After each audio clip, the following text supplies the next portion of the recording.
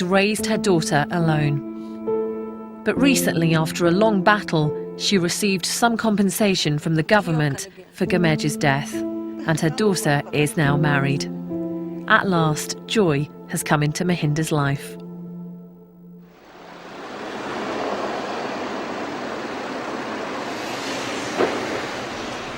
Can you just tell us where we're going? To try and understand how the terrible violence began, I'm with Ashok Vahi, a news photographer based in New Delhi. In 1984, he was at the hospital where Indira Gandhi was taken to get shots of the crowd outside. But then he came across a very different story. Firstly, it was not allowed to go inside the hospital. Then one of the hospital security has come. He knows me. Then he said, hey, listen, you can have a very good picture that some of the Sikh boys, young boys, are inside the casualty. Emergency. I went inside, immediately I made my camera and took one, two shot took. What Ashok had discovered was a group of terrified young men, beaten and robbed of their turbans. News had got out that Mrs. Gandhi's killers were Sikhs, and a mob was out for revenge. Is that blood on his shirt? Yeah, that is blood. Now you can see their faces. See this boy. See their eyes. How they feel. If we go out, huge crowd is there, they will be again attacked by public.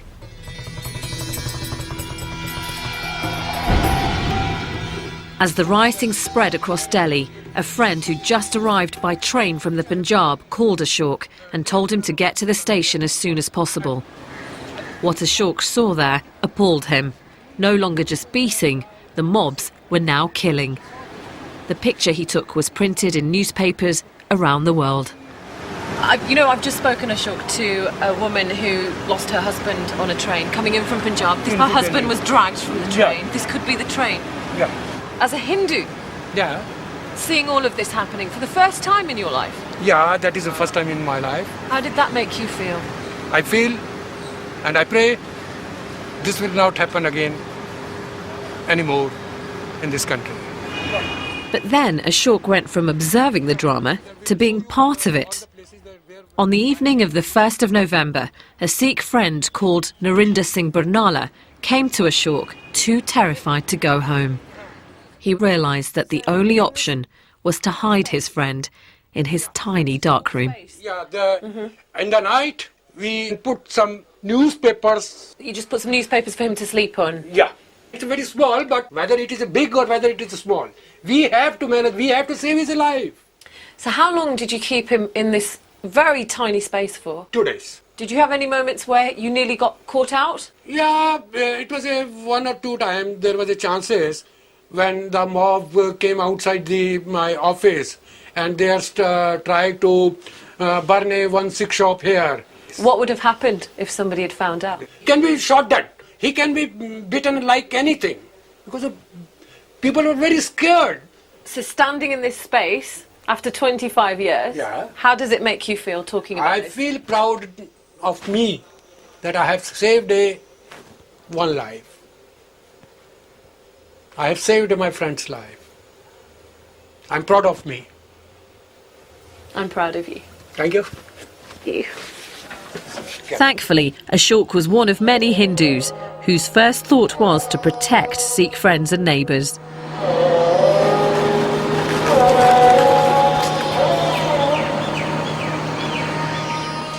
The attacks didn't just happen in central Delhi, where Ashok was. The mobs wanted to kill in greater numbers, so they headed to the outskirts of Delhi, areas like Trilokpuri and Mongolpuri. That's where the Sikh communities lived. Almost every family has a story of murder, burning and beating. He was burned alive in the garage along with the car. At their local Gurdwara, I met 3 men who'd all lost loved ones. Inside is a painting depicting the horrors of the mob violence. The local Sikh community had described their ordeal to a painter, and slowly a macabre picture was created. ਇਹ ਦੇਖੋ ਜੀ ਅੱਗ ਲਾਈ ਹੋਈ ਹੈ ਇਹ ਕੋਈ ਮਤਲਬ ਗੋਲੀ ਨਾਲ ਮਾਰ ਰਿਹਾ ਹੈ ਇਸ ਤਰ੍ਹਾਂ ਮਤਲਬ ਜ਼ੁਲਮ ਹੋਇਆ ਹੈ ਮਤਲਬ ਕਿਸੇ ਨੂੰ ਗਲੇ 'ਚ ਟਾਇਰ ਪਾ ਕੇ ਤੇ ਮਾਰਿਆ ਗਿਆ ਹੈ ਕਿਸੇ ਤੇ ਪੈਟਰੋਲ ਛਿੜਕ ਕੇ ਮਾਰਿਆ ਗਿਆ ਹੈ The men's story is made worse by the fact that they allege that the riots were no disorganised rampage. जो पुलिस सी ਉਹਨੇ ਆ ਕੇ ਸਾਨੂੰ ਧਮਕਾਇਆ ਕਿ ਜਾਂ ਤਾਂ ਤੁਸੀਂ ਆਪਣੇ ਘਰਾਂ ਵਿੱਚ ਚਲੇ ਜਾਓ ਨਹੀਂ ਤਾਂ ਫਿਰ ਅਸੀਂ ਤੁਹਾਨੂੰ ਮਾਰਾਂਗੇ ਜੇ ਤੁਸੀਂ ਘਰ ਚਲੇ ਜਾਓਗੇ ਤੇ ਅਸੀਂ ਤੁਹਾਡੀ ਰੱਖਿਆ ਕਰਾਂਗੇ ਤੇ ਹਰ ਬੰਦਾ ਆਪਣੇ ਆਪਣੇ ਘਰ ਪਰ ਚਲਾ ਗਿਆ ਉਸ ਦਿਨ ਫਿਰ ਉਹਨਾਂ ਨੇ ਗੁਰਦੁਆਰਾ ਸਾੜਿਆ ਸਭ ਤੋਂ ਪਹਿਲੇ ਗੁਰਦੁਆਰੇ ਸਾੜ ਕੇ ਪਰ ਜਿਸ ਤਰ੍ਹਾਂ ਪਤਾ ਲੱਗਿਆ ਵੀ ਘਰਾਂ ਵਿੱਚ ਅਸੀਂ ਵੜ ਗਏ ਹਾਂ ਤੇ ਫਿਰ ਉਹਨਾਂ ਨੇ ਆਪਣੇ ਬੰਦੇ ਛੱਡ ਦਿੱਤੇ ਕਿਸੇ ਹਰ ਘਰ ਤੇ ਕਿ 100 ਕਿਸੇ 200 ਕਿਸੇ 50 ਬੰਦਾ ਸਮਝੇ ਨਾ ਅਸੀਂ ਕਿਸ ਤਰ੍ਹਾਂ ਹੀ ਕੱਪੜੇ ਪਾ ਕੇ ਜਨਾਨੀਆਂ ਦੇ ਕੱਪੜੇ ਪਾ ਕੇ ਤੇ ਅਸੀਂ ਕਿਸੇ ਤਰ੍ਹਾਂ ਵੀ ਜਨਾਨੀਆਂ ਸਾਨੂੰ ਲੁਕਾ ਕੇ ਤੇ ਆਪਣੇ ਘਰੋਂ ਕੱਢਤਾ ਤੇ ਅਸੀਂ ਬਾਹਰ ਚਲੇ ਗਏ ਉਸ ਤੋਂ ਬਾਅਦ ਜੋ ਕੁਝ ਹੋਇਆ ਉਹਨਾਂ ਬੀਬੀਆਂ ਨਾਲ ਵਿਧਵਾਵਾਂ ਨਾਲ ਜਿਸ ਟਾਈਮ ਵਿਧਵਾ ਪ੍ਰੈਜ਼ੈਂਟ ਨੇ ਉਹਨਾਂ ਨਾਲ ਸਾਰੀ ਅੱਖਾਂ ਨਾਲ ਉਹਨਾਂ ਨੇ ਵੇਖਿਆ ਇਸ ਨੂੰ ਗਲੇ 'ਚ These three men had an extraordinary escape. It's estimated that about 3,000 Sikhs were killed in Delhi alone. 50,000 fled the city. It's chilling to think that the violence may have been made worse by those that should have protected them. The human cost of the barbarity can be found in these block of flats. Here, women who lost husbands and sons were resettled in what's become known as the widows' colony. For them, what they saw just over 25 years ago is still raw and deeply painful. हम तो दोषी नहीं हुए ना पर गरीब मार कर दी 3 बेटे मार दिए बड़ा मार दिया पोता मर गया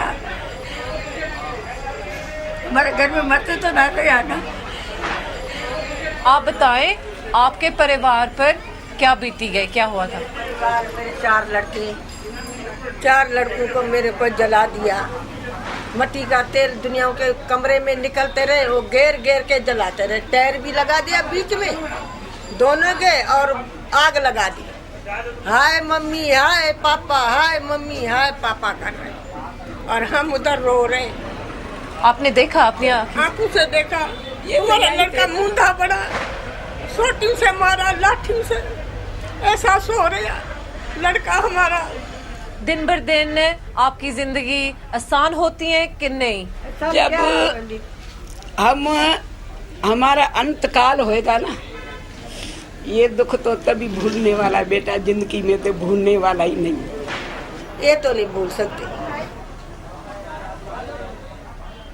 I didn't realise it was going to get tougher this journey.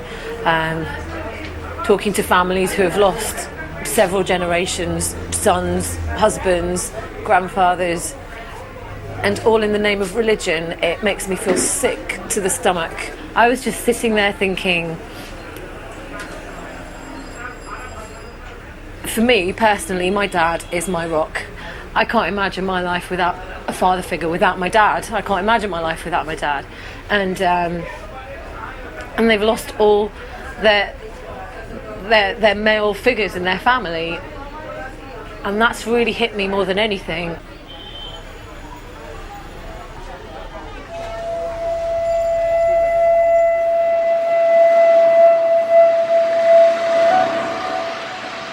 The tragic events of 1984 haven't been forgotten in Delhi. I've been told of a simple ceremony taking place that marks the year in a practical and moving way. Hello, Sat Shri Akal. Harvinder Fulkar is a lawyer who's devoted most of his career to campaigning for justice for those who've lost relatives in the riots. He's behind a scheme to plant 25,000 trees right across Delhi.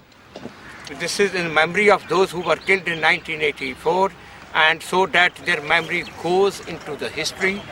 They will be remembered for the 100 years when these trees survive and they grow up. Feels like a very positive thing that we're doing Yes. here.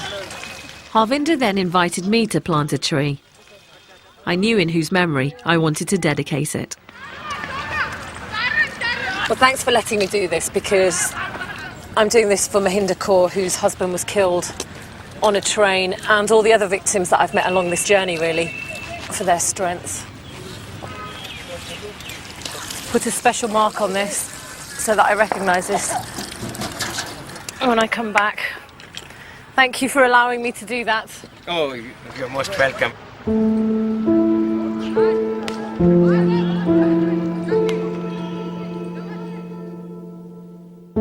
One group had tried to take refuge in their temple.